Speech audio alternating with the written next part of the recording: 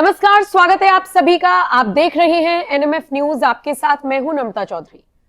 500 साल का इंतजार खत्म हुआ। अयोध्या में भव्य राम मंदिर बनकर तैयार हुआ और उसके बाद अब अगला क्या, व्हाट नेक्स्ट, ये सवाल सबके जहन में है। और इस सवाल का जवाब जो लोग ढूंढ रहे हैं उनको उत्तर प्रदेश के मुख्यमंत्री योगी आदित्यनाथ का वो बयान सुन लेना चाहिए जिसमें वो कह रहे हैं कि सब जगह पहुंचेंगे और पहुंच भी चुके हैं। राजनेता जब टिप्पणी करते हैं ना तो वो हवा हवाई नहीं होती, कुछ भी अनिश्चित नहीं होता, सब कुछ सोच समझ कर बोला जाता है। और वैसे भी अगर एक सूबे के मुखिया ये बात बोल रहे हैं तो फिर इसके मायने तो होंगे ही, और आज इसके मायने ही समझने की कोशिश करेंगे। मेरे वरिष्ठ सहयोगी पंकज प्रसून मेरे साथ जुड़े हुए हैं। Pankaj ji, what next? ये एक दैनिक अखबार है, उसका समिट था उत्तर प्रदेश में, और वो 1 घंटे के आसपास का इंटरव्यू है योगी जी का। और मुझे लगता है कि हर दर्शक को वो इंटरव्यू सुनना चाहिए, क्योंकि इसमें आगे की कार्य योजना भी है, विकास का खाका भी है, और कुछ ऐसे मुद्दे हैं जो लोग योगी जी से जानना चाहते हैं।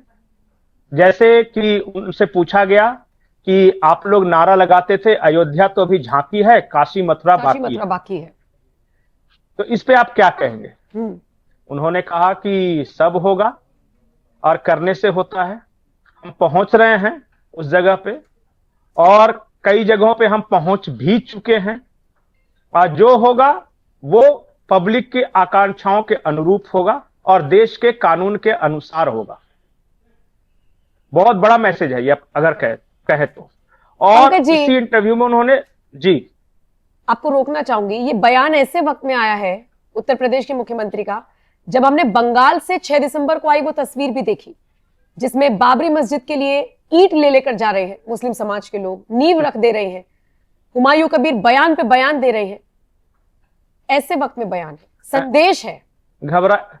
घबराइए नहीं, हिंदुओं को चादर फैला के चवन्नी अठन्नी जमा नहीं करना पड़ता। यहां हो जाता है, सब प्रभु की कृपा से हो जाता है। वो क्या है ना कि जो भिखारी होते हैं ना वो चादर लेके घूमते हैं। अब फिर आप ये विवादित बयान दे रहे हैं, ले जाएंगे कुछ लोग। हमने नहीं, तस्वीरें देख लीजिए, सिक्का डाल रहे थे वहां, देखी मैंने। हाँ, वो सिक्का और 8-10 रुपए का नोट, और चंदा है, ये ऐसा थोड़ी बनेगी बाबरी मस्जिद। 1 रुपए या और 50 पैसे तो चलते नहीं है, लेकिन 1-2 के सिक्के, 10 का नोट नहीं। मैंने ये नहीं देखा कितने का सिक्का था, पर सिक्का था, 10 रुपए का नोट मुझे पहचान में आया उसमें। मैंने कहा कि हाय हाय, क्या हालत बना ली है, कुछ लेते क्यों नहीं? अरे यार, जब इतना बड़ी बड़ी बातें कर रहे हो कि 300 करोड़ का बजट है, और पता नहीं सऊदी अरब से एक साल उड़ा के किसी को बुलाया था, मुझे नहीं पता कि वो अजान पड़ी। अब कहा तो यही गया कि सऊदी अरब से मौलवी बुलाया गया था। अब मैं नहीं पहचानता था, हो सकता है कि सऊदी, हाँ, तो वो साल उड़ा के लाया। इतना जब खर्चा किया तो पैसे भी होने ही चाहिए थे। और ये जो हुमायूं कबीर, उसके पास कम तो नहीं होगा, लेकिन उसने वही मैदान में चादर बिछवा दिया और कहा कि डाल दो डाल दो डाल दो, नींव वाले और ईंट भी। और हमारे यहाँ होता, अरे यार, एक ट्रैक्टर ईंट भिजवा देते अगर कहते हैं हमसे, तो 1-1, 2-2 ईंट कंधे पर उठा के ला रहे हैं। मैंने कहा बहुत गरीबी है, जरूर इनके लिए कुछ करना चाहिए। मुझे देख के दया आई कि इनके इतनी गरीबी। चलिए एक आदमी साइकिल पे कंधे पर, हाँ, अब ये मैं बता रहा हूं, खैर छोड़िए उनका। यहां पे उत्तर प्रदेश में आते हैं। मुख्यमंत्री ने 3-4 बातें कही जो कि लोगों को जाननी चाहिए। पहला, डेडलाइन दिया है 2029-2030 तक उत्तर प्रदेश 1 ट्रिलियन की इकोनॉमी बनेगा। 2029-2030 महाराज जी ने कहा है तो होगा। 2029-2030 1 ट्रिलियन की इकोनॉमी। फिर उन्होंने कहा कि उत्तर प्रदेश में जब मैं आया था तो हर महीने कहीं ना कहीं कर्फ्यू लगता था, चाकूबाजी की घटनाएं होती थी। अब न कहीं कर्फ्यू है, न कहीं दंगा, उत्तर प्रदेश में सब चंगा। न कहीं कर्फ्यू, न कहीं दंगा, यूपी में सब चंगा। उसके बाद योगी जी ने यह कहा कि जब मैं आया था तो उत्तर प्रदेश में हर जिले में अलग अलग माफिया हुआ करते थे। प्रयागराज में कोई और है, तो मऊ में कोई और है, तो आजमगढ़ में कोई और है, तो रामपुर में कोई और है। ये सब नाम सुनते थे सिर्फ हम, और वो माफिया चलाते थे। 1 डिस्ट्रिक्ट 1 माफिया था। हमने बस उसकी जगह पे 1 डिस्ट्रिक्ट 1 प्रोडक्ट लॉन्च किया है। और वन प्रोडक्ट वन डिस्ट्रिक्ट जो है, ये जो लॉन्च है, ये पूरे देश का मॉडल बन गया है। अब बहुत सारे राज्य इसको फॉलो कर रहे हैं। इससे अर्थव्यवस्था भी बढ़ी, रोजगार भी बढ़ा, और उन लोगों का रोजगार बढ़ा जो हमें वोट नहीं देते, उनका भी रोजगार बढ़ा। फिर उन्होंने बहुत सारी बातें बताई, जैसे कि जितना एक्सप्रेसवे भारत में बना है, जितना एक्सप्रेसवे, उसमें यूपी की भागीदारी 55% है। मतलब आधे से ज्यादा एक्सप्रेसवे सिर्फ यूपी में बन रहे हैं, बाकी देश का सब जगह मिला लीजिए, और सब जोड़ के भी उत्तर प्रदेश के बराबर नहीं। नहीं, और आप उत्तर जीएसडीपी प्रदेश भी में देखिए ना, सेकंड नंबर तक पहुंच रहा है हाँ। उत्तर प्रदेश। बिल्कुल, और उत्तर प्रदेश में 16 एयरपोर्ट चल रहे हैं, क्रियाशील हैं वो, 4 इसमें इंटरनेशनल एयरपोर्ट हैं। अब तो नोएडा में इंटरनेशनल एयरपोर्ट जेवर आएगा, वो जेवर। एशिया का सबसे बड़ा। तो ये कहे कि देखिए कैसे बदलता है वो चीज। जब बोले कि लॉ एंड ऑर्डर पे बात की, उनसे पूछा गया कि लॉ एंड ऑर्डर बहुत बड़ा इशू हुआ करता था, बोले कि हाँ इशू हुआ करता था, क्योंकि उस वक्त मात्र 10,000 पुलिसकर्मी थे, मात्र 10,000। हमने 44,000 ऐड किया। वो 44,000 जो पुलिस बने हैं वो कहां के बच्चे हैं, कौन लोग हैं? उत्तर प्रदेश के लोग ही तो हैं वो। और देखिए यूपी के लोगों ने पुलिस बल में शामिल होकर क्या कमाल किया है। बिल्कुल, लॉ एंड ऑर्डर की स्थिति देख लीजिए। बिल्कुल बिल्कुल, नो डाउट। तो आप बताइए कि आजादी के बाद से क्यों नहीं वैकेंसी भरी गई थी? और फिर भी वैकेंसी बेरोजगारी का मुद्दा उठ रहा है। नहीं, और जब वैकेंसी निकलते तो जातिवाद का लिस्ट देखा जाता था उसमें। बिल्कुल, अरे एनकाउंटर, किसका सरनेम क्या है। पंकज जी, जातिवाद तो अभी भी कुछ नेताओं में इतना है कि अगर एनकाउंटर भी हो रहा है अपराधियों का, उसमें जाति ढूंढ ली जा रही है। बिल्कुल बिल्कुल।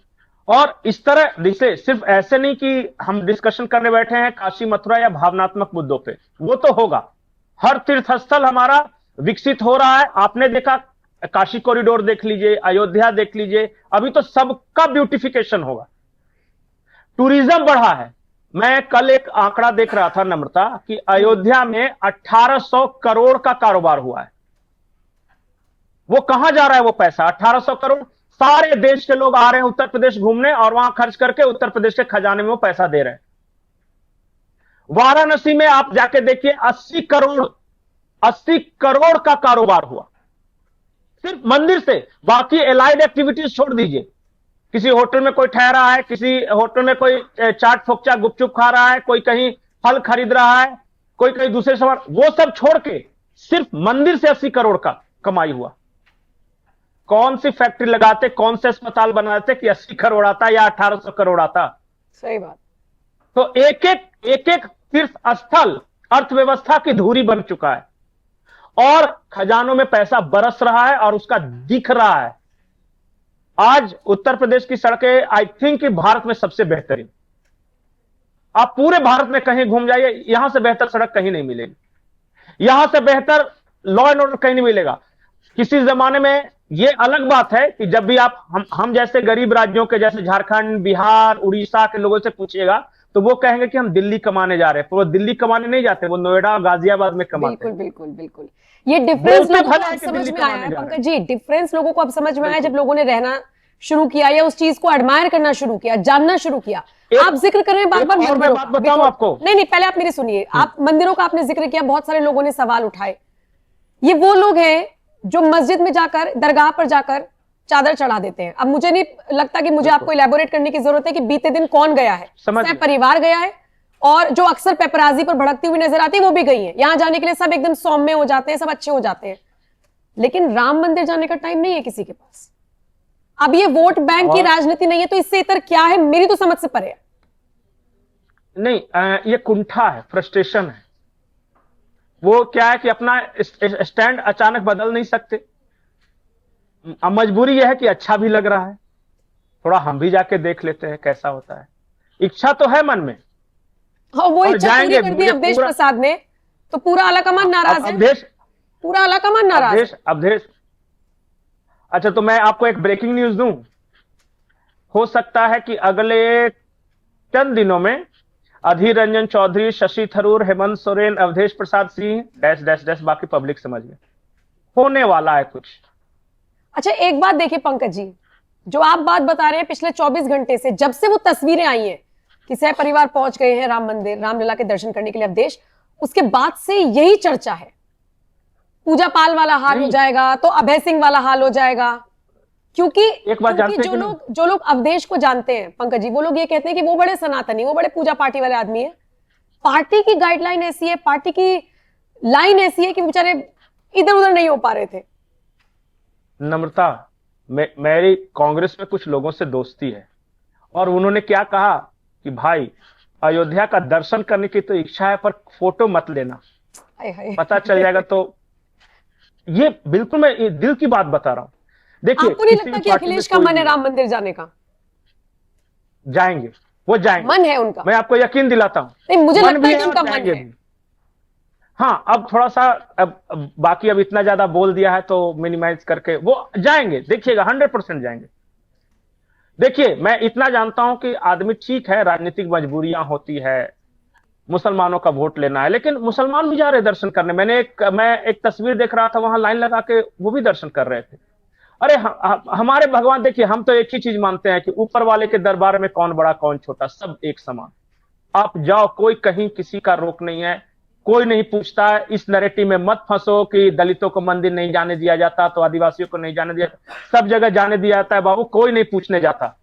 आप श्रद्धा से जाओ, सही बात आपको कहीं कोई रोक नहीं है। ये सब नैरेटिव है। और मैं बताऊं, ये तो इतना विशाल विशाल सनातन, इतना विशाल परिवार है कि यहां तो अब आप देखिए कि दुनिया भर के विदेशी आ रहे हैं देखने। 67 करोड़ आदमी गंगा में डुबकी लगा चुका है। किसी ने पूछा कि तुम किस जात के हो, किस धर्म के हो, क्या हो? मतलब ही नहीं। हर हर गंगे बोल के लगा लो डुबकी, सही बात है, कोई दिक्कत नहीं। ठीक है, चलिए। और मैं एक बात आपको बता रहा हूं, ठीक है, कि अब ये उत्तर प्रदेश में एक चीज मैं आपको ये जानकारी दे दूं कि उत्तर प्रदेश टूरिज्म में भारत में नंबर 1 आ गया है। सबसे ज्यादा 2025 में टूरिस्ट उत्तर प्रदेश में आए हैं घूमने। तो यूपी वालों को खुश होना चाहिए, क्योंकि जिस राज्य को बीमारू राज्य का दर्जा दिया जाता था, आज वो नंबर 1 टूरिस्ट डेस्टिनेशन है, गोवा को पीछे छोड़कर। महाराष्ट्र, गुजरात, साउथ को पीछे छोड़कर। कुछ तो बात है, तभी तो आ रहे हैं लोग। ठीक है, चलिए पंकज जी। और ये डोमेस्टिक टूरिस्ट भी है। ठीक है, तो कुल मिलाकर एक इशारा, एक संदेश उत्तर प्रदेश के मुख्यमंत्री की तरफ से दिया गया है एक इंटरव्यू में, लेकिन उसके मायने क्या है ये हमने समझने की और आपको समझाने की कोशिश की। पंकज जी, थैंक यू मेरे साथ जुड़ने के लिए, ये जानकारी दर्शकों तक पहुंचाने के लिए। आप बताइए, आप इस चर्चा को किस तरह से देखते हैं? मुख्यमंत्री के बयान को अगर आपने सुना हो तो बताइए आपको उनका बयान और इसके जो मायने हमने आपको समझाने की कोशिश की, कि आपको लगता है कि वाकई में यही संदेश छुपा था, उनके कहने का मतलब वही था? कमेंट सेक्शन में आप अपनी राय हमें जरूर दीजिएगा। बाकी अपडेट्स के लिए आपको कहीं नहीं जाना है, एनएमएफ न्यूज के साथ बने रहिए। हमारे और प्लेटफॉर्म्स, चाहे इंस्टाग्राम हो, फेसबुक हो, यूट्यूब तो है ही, बाकी आप हमारी वेबसाइट www.newsnmf.com पर भी विजिट कर सकते हैं। बहुत बहुत शुक्रिया इस वीडियो को देखने के लिए।